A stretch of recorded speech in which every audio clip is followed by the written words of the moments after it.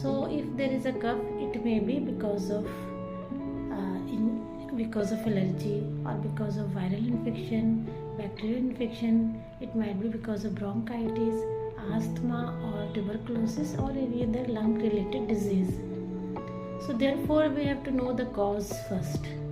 And when you come to the doctor check your pulse, auscultate your chest, and then he decides whether it is allergy related cough or bacteria or viral infection related cough or any other lungs related cough. They check your throat for tonsillitis, for lymph node enlargement, and for sinusitis, and after checking thoroughly, then they decide to give the medicine like any anti-allergic medicine or antibiotic or cough syrup.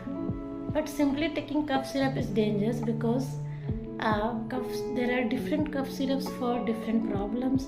So if you directly take cough syrup without knowing anything, so you may be in trouble. There may be breathing difficulty, cardiac problem, liver problem, or like deep sleep or something. So therefore, before taking any cough syrup or any medicine for cough, you have to consult your doctor, your general physician. Thank you.